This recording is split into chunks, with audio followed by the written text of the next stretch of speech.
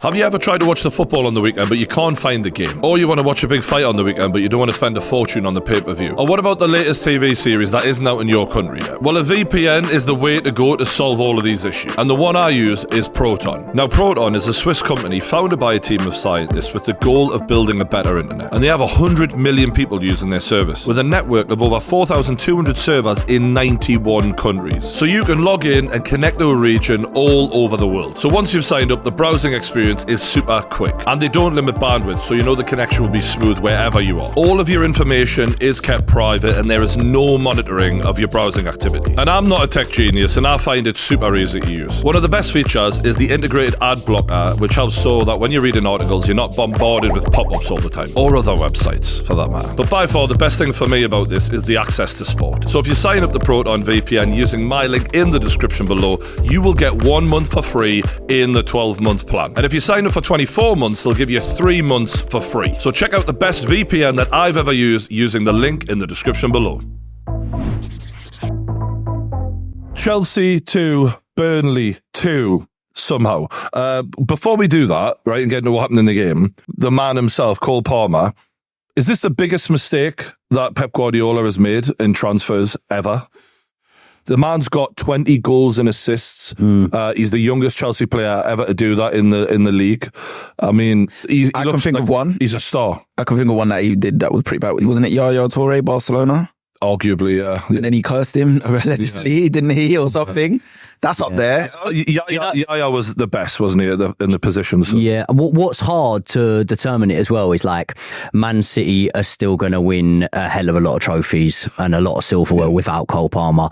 Barcelona still won a hell of a lot of trophies without Yaya Toure. So it's always hard. However, if they had Cole Palmer this season, Man City, they'd be more likely to win the league, and maybe that would have been the difference. We don't know that. Yeah, but I refuse to believe that Man City wouldn't be in a better position. Would that position make them 1 point closer to Arsenal or Liverpool? Maybe, but it's small margins in the title race. I'm telling you now, Cole Palmer might not have put the team on his back like he has done Chelsea, and maybe that speaks a little bit about the level of player around him, right? But I'm telling you now, Cole Palmer has banged a fair few goals for Man City this season. Take away the penalties, even if he's not on them, Cole Palmer will have been performing for Man City this season. I think it's a big mistake. I think when you look at it and, okay, we're playing Cole Palmer on the right thing. If you look on the right wing, if you're looking at it in a like for like, I think there is a mistake for Pep Guardiola to not have been able to acknowledge what he was seeing day in, day out on the training pitch and go, regardless of the lure of bringing in a top European talent, you're probably the man that's going to deliver for me here. Statistically, only Erling Haaland has more goals and assists than Cole Palmer. Like out of the Man City squad. Even Phil Foden, who's having the season of his life, isn't doing what Cole Palmer's done in terms of stats. Do you know the mad thing I was going to say, Joey, when you were just saying there that Guardiola saw him on the training ground? It wasn't just training ground. I remember in the Community Shield. In the Community Shield, he scored against Arsenal, and it was cut onto his left foot, bend it into the far corner, and I was like, oh, there's your Mahrez replacement. Super Cup final. Easy. This is the fact that you just said that. He's the perfect replacement for Mahrez. Perfect. Easy. And now we're looking at them. Doku, flattering to deceive. Grealish looking like a waste of 100 million, if we're being honest. Like, there's no way he looks anywhere near 100 million per player. And you've literally let a kid just go out the door. Yeah. For 40, was it 40 million? 45. Right, And 45. if I'm Erling Haaland, I'm looking over and I'm going, I wouldn't have minded that guy crossing me the ball. I wouldn't have minded him feeding me assists. I can tell you the sad truth of it. City ain't going to be too down in the dumps. They lost him to Chelsea. It's going to be the next move, isn't it? Like, let's be honest. I hate to say that as a Chelsea fan. I love this, but What do you mean? He's got Real Madrid or somewhere? It's when he goes to Real Madrid. It's when he goes to a top team. You think he's that guy? Do you think he's that? You think he's that guy? Real Madrid. Mate, he's 21 years old and he's cold. I like him. He's currently outperforming everyone in the best squad in world football outside of Erling Haaland, and he's 21 years old. There is no reason One for season. Yeah, I agree, but One season. But at 21, for a team as performing as badly as Chelsea have this season, if you're putting up those kind of numbers, it stands to reason that he can go all the way. Do you know how much better he is than everyone around him? Like, it's a joke. Poch said it. I got really annoyed at the Tim Sherwood thing because I think, like, you know, you just don't need to say it. Anyone who hasn't seen it, there's a clip of Tim Sherwood and he says, you know, they need to build this team around you. You don't want to say it, but I'll say it. You're so much better than everyone. And Cole Palmer just looks a little bit awkward. And I remember at the time thinking, like, fuck off, mate. Who are you to say that to him? And as the weeks go on, I'm like, he's not lying, though, is he? He is better than everyone. It's the Wayne Rooney moment at Everton where he realises his teammates are all shit. But this is the thing. We're at Chelsea now. Yeah. Like, I'm not saying Chelsea players are shit, but we did not expect the reserve lad from Man City to do that. And the fact is, Pep Guardiola he's the best judge of football and ability in the world. No, we got to make clear, though, the statement that was made from what I remember and what I saw was he wanted to go on loan and play football. Yep. And Pep said to him, you can either stay or you can go, but you're not going on loan. And he went. But it's not like they were actively trying to get him. That shows the ambition. That shows the ambition there. And I'm just going to bring it back to the point of you seemed like you thought it was far stretched that I was saying that he could potentially go and play for Real Madrid. That boy left Pep Guardiola's Man City, who had just won a treble. Yeah, yep. He knew that there was silverware coming his way this season. He left it to gamble and to go to Chelsea. That is because he's got that mentality and he wants to drive and he wants to move forward. If Chelsea is still in this sort of position in 18 months, let's say, he's going to be thinking about his next move. No, definitely. And I do genuinely think by that point, 23 years old or something, by that point, he's going to be a serious player in world football. And I believe that that's when Man City are really licking their wounds a little bit here, thinking, oh. No, he's a quality player. And I honestly believe that, you know, he's going to go on to do amazing things. But we have to be clear. I don't know if he does what he does in that Chelsea team this season, in this Man City team this season, because respectfully to you guys who are Chelsea, the players and in that team right now are just nowhere near the level of players in that Man City team. Well, you've got De Bruyne in there, you've got Haaland in there. No, what I'm trying to say to you is it's easier to stand out in that team than to stand out. You're not the main guy at City. But it's more difficult to do what he's done. That's the thing is he's got shit all around. That's Raheem Sterling, not the perfect analysis for us to go. It is. You take him out of the City side, you see his true level in the Chelsea side and how much harder it is. No, but then you can flip it and say that he was doing that in the City side because of the players he had around him, and that's where. So if you put Cole Palmer in that City side, he should be elevated. No, what I mean is Sterling's done it all. Apart from winning the Champions League, he's won like 4 or 5 Premier League titles. He comes to Chelsea now. He's getting older. How old is he? 29, you said? He's getting older. I just think it's a lack of hunger on Sterling's part now. I think he's won it all, and he's come to Chelsea and he's looking at the prospect of where Chelsea are, and he goes, I don't fancy it. What else is there to do? Yeah. Are we going to win the Champions League, this Chelsea team? Probably not. Cole Palmer's got a lot to prove. He's young and he's hungry. He's got a lot to prove. He hasn't won anything yet. Did he officially get accredited with those trophies at Man City? He did. He was involved in just like Phil Foden did. Yeah. How many? What? All of them. Yeah, how many titles has Cole Palmer got? I think he would have got a medal for definitely one. The last one? The last one, there was like 12 appearances, I think, or something like that. Yeah, he ain't got all of them. I think he would have got a medal for definitely one. I don't know about He ain't got all of them, but where Sterling's like done it, do you know what I mean? He's been there, played a role in winning these. I just don't think the hunger's the same. But my point is, when you're at City and at Chelsea right now, yeah, there's that argument. I take that on board. It's harder in the sense that the players around you aren't as good. But then the other flip side of it is what we say about Foden. It's hard to shine in that team because you got Bernardo Silva, you got Rodri. Like, if Cole Palmer comes into there, Rodri's better than him as a footballer. Haaland's better than him as a when I say footballer, you know what I mean, right? Haaland, Kevin De Bruyne. Are you going to say he's better than Bernardo Silva?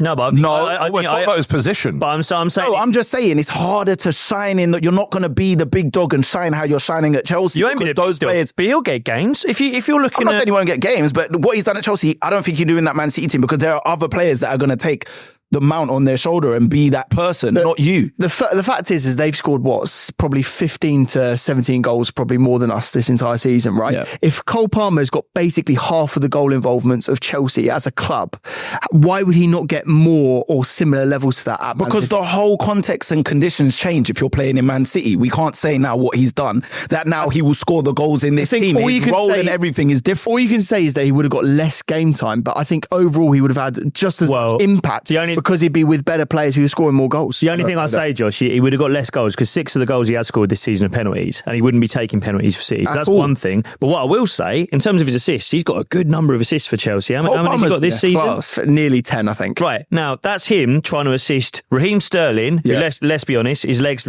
stayed at Man City and he's looking at flights to the MLS. He's trying to assist Nico Jackson, none of us know what he is. He's trying to assist Mudryk, who's a headless chicken. If you put him in that Manchester City team and you go, mate, from the right-hand side, see if you can assist Erling Haaland, see if you can assist Phil Foden at the back post. Mate, I think he'd have double figures of assists this season. 100%.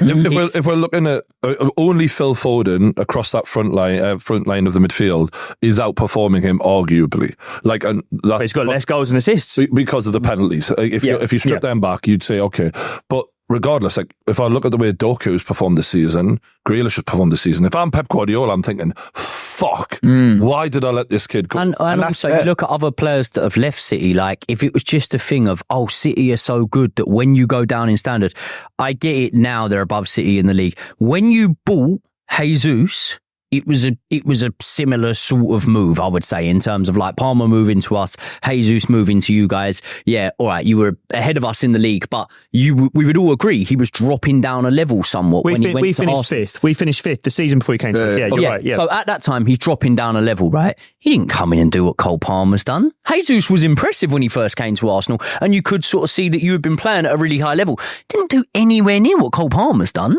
So first 12 games for us before he got a bad knee injury, he was, I think, one of the best players in Europe. He was on fire. But I hear what you're saying, and I think, to be fair, that's one thing with Palmer you have to give him. He's available. He's always available. He's always fit. We I'm with Joey, man. Jesus didn't have the impact that Cole Palmer's had this season. Jesus, you lot were just excited because he's Jesus. We were top of the league, so we did all right. He did have some amazing games. He has some sick moments. The thing I like about Cole Palmer is the elite mentality. I see that a little bit in Anthony Gordon as well. Like, he's got the arrogance, the inner confidence, and that's what's taken him to Chelsea and done all this. Is like he's like, no, I'm not going to do what you want me to do just because you're Pep Guardiola. To do that to a man like Pep Guardiola, it reminds me of Pogba telling Fergie to go and fuck himself. And he's also quarter Jamaican. Come on, Shaq. Yeah, he's got big balls, the lad. Do you know what else as well with Cole Palmer? Like, when I look at stylistically the way he plays, that's why I think, barring bad injuries, which obviously touch wood, I don't see any way that he doesn't carry on the way he's going. I don't see any way that he doesn't continue to elevate. Sometimes when you get a player like that bursts on the scene, it's like, right, what's their best attribute? Oh, electric speed. I'm like, yeah, that one doesn't always go all that well over time with the wear and tear of the Premier League and things like that. When I look at the intelligence of a player like Cole Palmer, I'm just like, you're just not going to lose that. You're not going to lose that. But that's why I said one season. We got to just see how it goes because he's class. Like, I like him a lot. But we've seen it with like Dele. We've seen it with Dele Alli. Dele Alli burst on the scene, scored like 20 goals, was like everywhere, technical ability, assisting Kane. It was mad. And then you just have to see how these things pan out. I'm not saying he's got the same mentality as Dele. I'm just saying we got to manage it and see over a long period what kind of player he's going to be, because players can have seasons. The key thing with him though is he does have that like sort of world class mentality. Even after the game, by the way, against Burnley, he just came out and just said, and bear in mind, no one really in the squad is even like doing press interviews like this. After the game, he just says that was not good enough. We needed to be better. We should all collectively be better. And he's a winner. 21 years old. He's a winner. I'm watching this not even as a Chelsea fan. Like, well, that's what I want to get from a player. Arguably, based on the players on the pitch that we saw at the end of that game, arguably he should be captain. Can I ask you a question about him? Now, we're talking about Pep Guardiola, letting him go, not seeing the talent and maybe making a mistake. Pochettino, who neither of you are a massive fan of at the moment, does he deserve some credit for him? Does he deserve some credit for the way he's used Palmer and the way he's developed him? Development is a really hard one, isn't it? Because arguably, they don't want to give Poch. You remember how many games we were going, why is he not looking at Cole Palmer? Yeah. Like, I think people forget Cole Palmer was with us for about 6 games on the bench before he started. As soon as he started coming on, like there was the 0-0, we watched it here against Bournemouth early on in the season when Sterling hit the ball. As soon as Cole Palmer came on, the match was changed. It was different straight away, and you were like, oh, that might be the key there. That kid, he then don't start for 3 games. And it's like, he had to really force his way into that. This is damning. He had to really force his way into that team and make himself indispensable. What I would say, though, to give Pochettino some credit, which we should do every now and then because he doesn't get a lot of it, he has played him in a position which I don't think is his sort of like natural position. I always do think he's more of a central player, right? I always thought that. And I think he's basically a tennis's best He's position. a Mesut Ozil. He plays a similar style to him. But Pochettino's played him on the right-hand side and he's looked really good there. Drifted inside, like moved about, like he looks quality in that position. So I think in terms of the way he's played him, I think just stylistically, it's been quite good. I mean, he was played on the right, though. He was. Like the goal that you said about was coming from the right coming from the right hand side. I'm just looking at the season he's had. The fact that he's got this amount of goals and assists, as you say, just behind Haaland, that no one else is up there with him. The fact that I'd say he's pretty nailed on for young player of the season. Yeah. Whatever Pochettino's done, whether he brought him in slowly or brought him, whether he's played him in wrong, he's clearly done it all right. Do you know what was quite this kid's revealing? Going to get a trophy. What was quite revealing, mate, is that there was a quote, and I'm going to paraphrase it. It's words to this effect, where he basically said, Pochettino said this, by the way, he's basically said, in moments of the game, we've just got to give it to Cole Palmer, and he's got to do what he's going to do.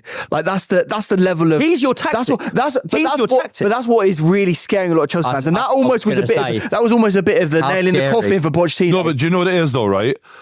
A lot of managers do that. And that's the thing is, Poch was foolish enough to admit it. We've watched Ten Hag.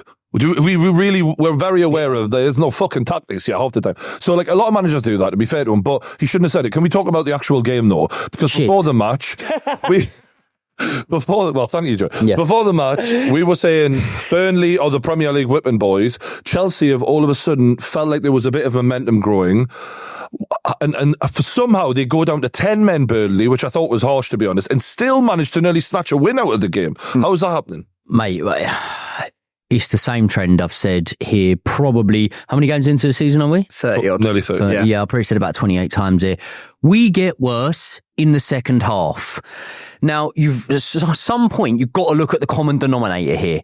Every single time he gets them boys into the changing rooms, what the fuck does he say to them? Because we come out worse for the second half every single time. We start the match and we're like, oh yeah, this could be good. We're going to have some fun. Me and Josh have had a couple of beers. Well, you was on the coke, so I was on the beer. I was thinking we were in for a good... You summed it up perfectly, right? Come the end of the game, he's just screenshotted a picture of me and Josh celebrating the goal, and he went, "It was going so well." I'm not a nice mate, I'm fucking... We honestly, mate, like we just look so subject of ideas. Like we've got nothing when we're in that second half, and it very much is to a point of just get it to Cole Palmer. The problem is the opposition. No, you just want to get it to Cole Palmer, really, and then they're doubling up on it. They're doubling up on him, and it becomes so hard. Do you know what is really, really hard?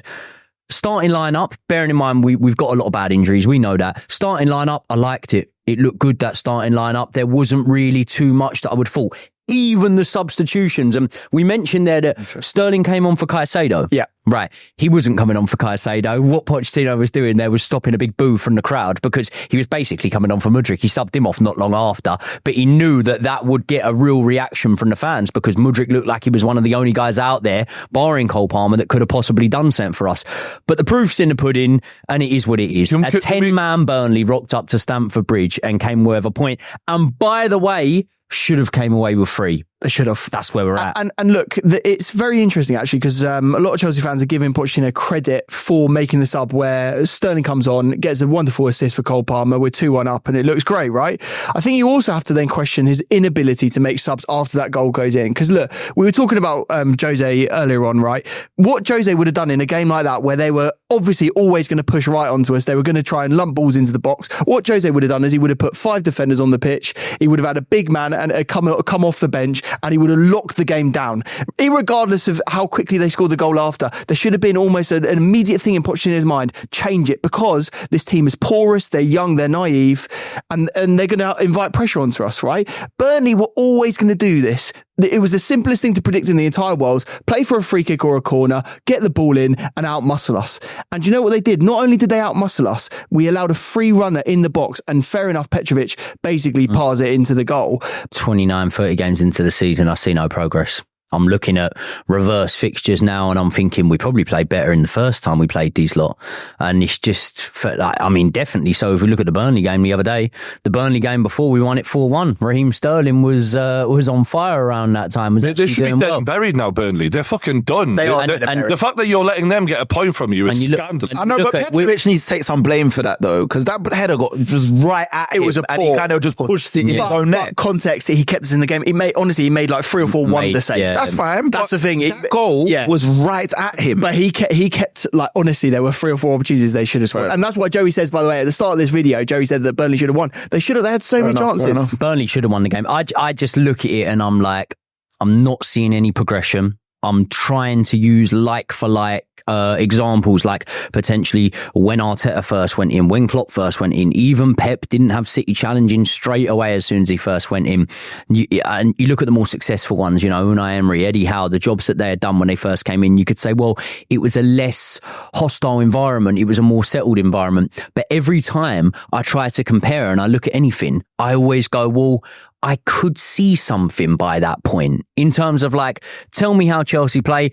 I don't really know. I know sometimes how we play on a good day. I know that we can never back up a good day with another good day in terms of the performances. I know sometimes you might be able to look at it in a minute and go, we haven't actually lost a game in the league since Wolves, and that was at the start of February, which is pretty good. But then I look at some of the performances, and it's like you were saying about the Newcastle game, right? Sometimes you sit there and you say, for example, right, when we beat Leicester 4-2 in the cup the other day, I should be happy. I'm like, we've beaten 4-2. We came back in the game to win it. We scored a couple of absolute worldy goals, but I'm just like, mate, that was so vulnerable. And I just can't help but come away from so many games that we have won and we have got over the line in thinking, come on, another day though, we could have lost that game by 2 goals. I mean, for me, just my final thought is, if you're not getting a win against a Burnley side who've lost 20 times this season and they're away to you, and you have a possibility of trying to get some form of Europa football, and you can't get over the line against them. 10 men. 10 men. They're down to 10 men. Yes, you've not spent well, but you've spent a fuckload of money.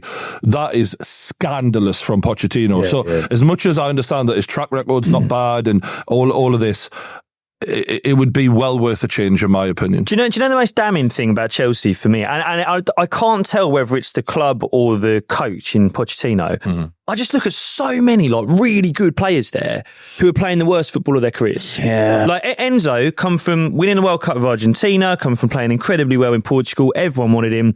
He looks awful. Caicedo, I would have said he was one of the best 6s in the league last season. He's certainly not been that. He's been one of our better players. He's got better. I'd say Caicedo, you're going to laugh at me, I'd say Caicedo is still one of the best 6s. He's improving, but let's be honest, he's nowhere near where he was previously at Brighton. He's not. Is he struggling in a team that is falling fifth around him? I don't know. You're saying he's nowhere near where he was at Brighton. I don't know if that's a fact. I don't think he is. I watched him at Brighton and I was like, this guy runs games. He's not running games at Chelsea, is he? Be honest. I don't remember games at Brighton where he's running. Oh, mate, he came to the Emirates and he was the best player on the pitch. He was. And they beat us. And mate, that was when they smashed you, innit? They beat us. They beat us. Levi Colwell. This time last year, I thought he was a nailed-on England player. I thought he was going to take. I know he's had injuries. He's also played a lot of games where he played fucking left back for some reason. There's so many players there. Mudryk was wanted by Europe's best clubs, and don't get me wrong, I think the guy's crazy. But there's definitely talent there that hasn't been harnessed by Pochettino. He has been looking pretty good recently. Yeah. He's still nowhere near the player that we thought he was going to be when you signed him for 60, 70 million quid. But that's because of the money. Like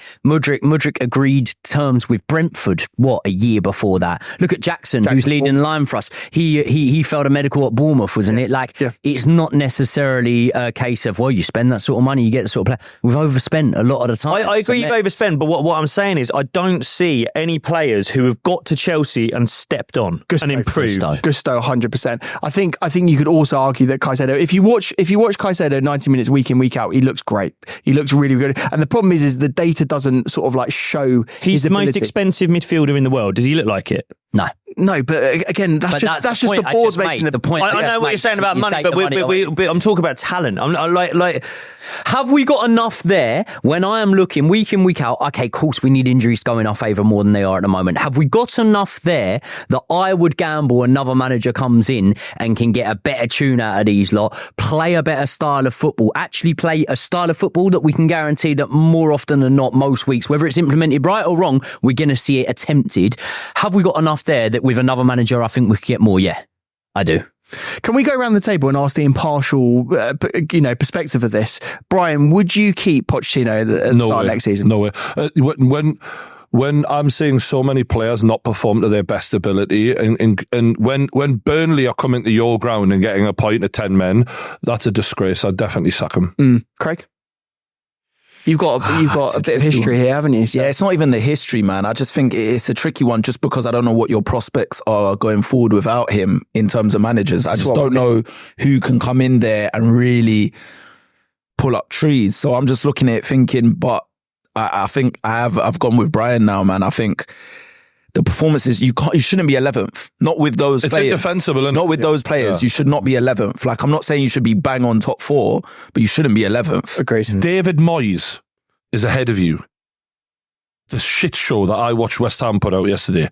David Moyes. He has been there a lot longer though and planted. I get it, but there's no way that West Ham side should be ahead of this Chelsea. Mate, I don't mean to be rude. There's no way you lot should be ahead of us. Agreed. On the season you've had. Agreed. If we look at, we've had injuries bad, yeah, but if we just go starting 11s, minutes available that we've had, we've been, regardless of price spent, we know it's going to be more expensive. Just quality. We've been putting out more quality than Newcastle, you would imagine. You know what I mean? I agree with both of you. I think for 2 reasons. First of all, like I say, I think there's talented players there that he's not getting the best out of. I think tactically, you're right, that there's nothing.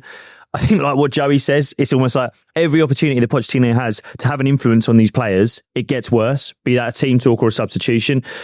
The other thing I'd say with Poch now, we were talking about Eddie Howe. If he were to leave Newcastle, he'd have suitors. There's plenty of clubs who'd like Eddie Howe. I don't know if you could say that about Poch anymore.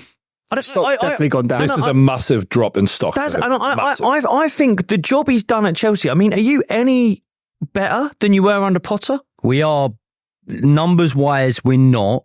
But what I would say is we've had better moments, and it's a small thing, but we have had better moments this season. Last season, there was one good moment, and I'm not exaggerating, one good moment. We beat Dortmund in the second leg at Stamford Bridge in the Champions League. Probably last time we've been in the Champions League for a long time. That was one good moment. This season, and it's because the bar has been lowered, I understand, I'm celebrating us getting a point away at the Etihad and a point against Arsenal and against Liverpool, but we were celebrating those moments. We have got ourselves to a cup final, on the way to the cup final. Very lucky, but we beat Newcastle. You know, we beat you guys the other day. We've beat Aston Villa in good fashion. We've had better moments, and that there for me is the one saving grace, the one thing I would cling on to and go, he did manage to give us a few better moments than we had the season before. And Cole Palmer.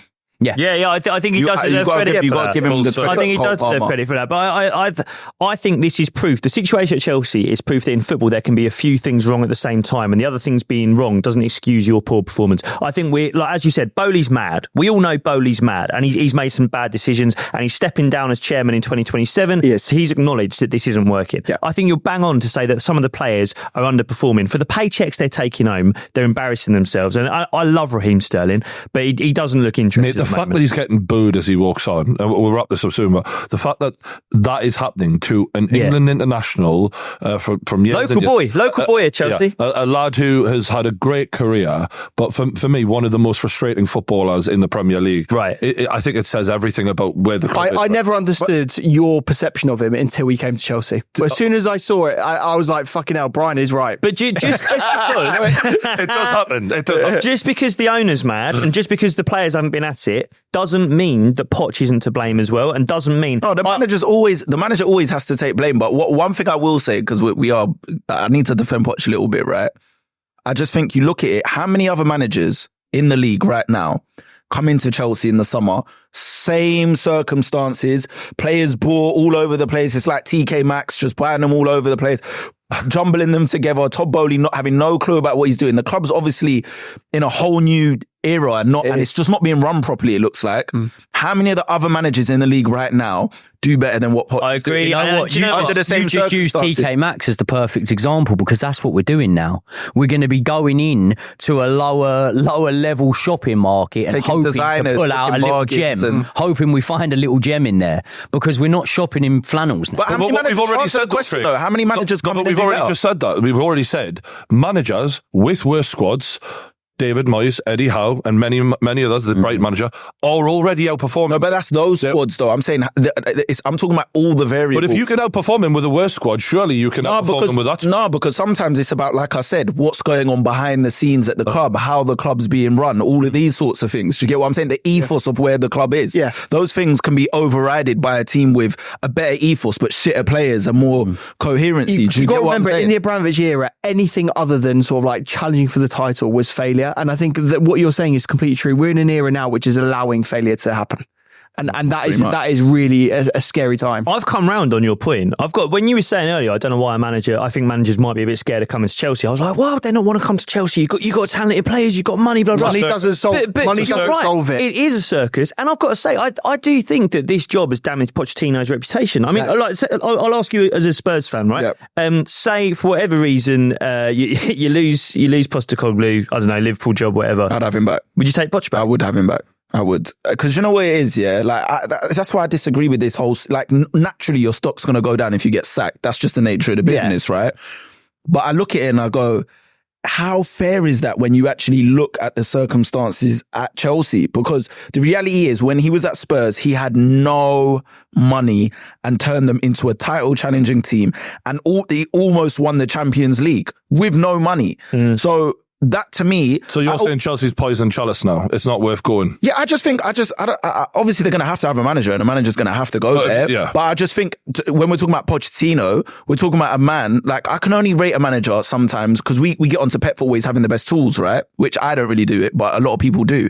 But we're talking about a man is only as good as his tools, and Poch did some great things with no tools, effectively, if we look at it, and had himself in certain conversations. That proved the kind of caliber of manager he is to me. So if he comes here and it's not working, I just think maybe it's not a match. You know, sometimes I think some people could look at PSG though and say that you had the tools there and you didn't. We won the league. Let me go to Josh because he's the only one who hasn't said Poch out. Are you still Poching? I would just say this. I respect Poch for taking the job in the first place because I don't think a lot of managers basically fancied it. I think when we talked about at the start of the summer last season, a lot of managers we were talking about Nagelsmann, Enrique. We were saying, we turned those managers down. I actually think it's the other way around. I think those managers looked at the state of the club and just went, I don't really fancy dealing with this hassle. So for me, if I'm looking at Pochettino right now, I definitely wouldn't sack him until the end of the season. And I would have a really good look at where we finish in the league before I sack him. I'm personally still Pochettino at the moment. Okay. I think it's, I will be laughed at because the performances have been awful and the league position is so bad. I just can't think of a manager that would come in right now and would do a better job. Well, we all say that Josh is the Farage, so maybe next season he'd be saying, well, who's laughing now?